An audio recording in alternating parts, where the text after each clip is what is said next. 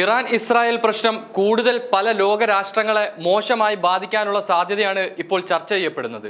അതായത് ഇറാനെതിരെ ഇസ്രായേൽ വ്യോമാക്രമണത്തിന് മുതിരുമോ എന്നതിനെ ആശ്രയിച്ചിരിക്കും പശ്ചിമേഷ്യയുടെ യുദ്ധഭാവി.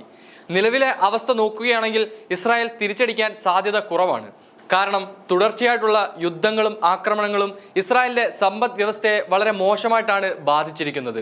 നിലവിൽ ഇസ്രായേലിന്റെ ആഗോള വാണിജ്യത്തെ യുദ്ധം സാരമായി തന്നെ ബാധിച്ചിട്ടുണ്ട്. എന്നാൽ തങ്ങൾക്കേറ്റ തിരിച്ചടിയെ മറികടക്കാനും ഗാസ വിഷയത്തിൽ നിന്ന് ലോകത്തിന്റെ ശ്രദ്ധ തിരിക്കാനും ഇസ്രായേൽ ഇറാനെ ആക്രമിക്കുമെന്നും സംഘർഷം തുടരുമെന്നും നിരീക്ഷകർ വിലയിരുത്തുന്നു. ഇറാനെതിരെ എന്ത് നടപടി സ്വീകരിക്കണമെന്ന് ആലോചിക്കാൻ ഇസ്രായേൽ പ്രധാനമന്ത്രി ബെന്യാമിൻ നെതന്യാഹുവും യുദ്ധമന്ത്രിസഭയും യോഗം ചേർന്നിട്ടുണ്ട്.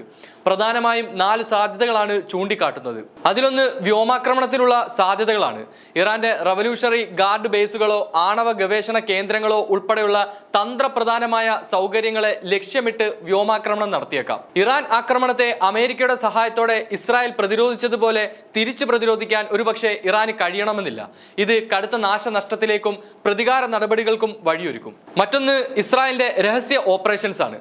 ഇസ്രായേൽ മുമ്പ് നിരവധി തവണ ചെയ്തതുപോലുള്ള രഹസ്യ ഓപ്പറേഷനുകൾക്കുള്ള സാധ്യതയും വിദഗ്ധർ ചൂണ്ടിക്കാട്ടുന്നു. നിരവധി മുതിർന്ന ആണവ ശാസ്ത്രജ്ഞരെ കൊലപ്പെടുത്തിയതടക്കം ഇറാന് അകത്തും പുറത്തും ഇത്തരം നീക്കങ്ങൾ ഇസ്രായേൽ നടത്തിയിട്ടുണ്ട്. 2021 മുതിർന്ന ആണവ ശാസ്ത്രജ്ഞൻ മുഹസിൻ ഫഖ്രിസാദയെയും 2022 റവല്യൂഷണറി ഗാർഡ്സ് കമാൻഡർ സെയ്ദ് ഖുദായിയെയും ഏപ്രിൽ 1 ഖുദ്സ് സേന കമാൻഡർ മുഹമ്മദ് റിസ സഹേദിയെയും കൊലപ്പെടുത്തിയത് ഈ രീതിയിലായിരുന്നു.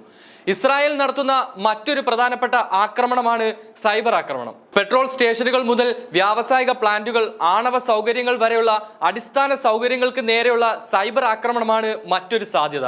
വർഷങ്ങളായി ഇത്തരം നിരവധി സൈബർ ആക്രമണങ്ങൾ നടന്നിട്ടുണ്ട്.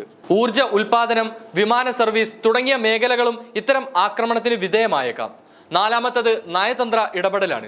ഇറാനെതിരായ സൈനിക ഇന്റലിജൻസ് ആക്രമണങ്ങൾക്ക് പുറമെ ഉപരോധം നീട്ടുന്നതുൾപ്പെടെ തെഹ്റാനെ ലോകരാഷ്ട്രങ്ങളിൽ നിന്ന് ഒറ്റപ്പെടുത്താനുള്ള നയതന്ത്ര ശ്രമങ്ങളും ഇസ്രായേൽ ശക്തമാക്കുന്നുണ്ട്.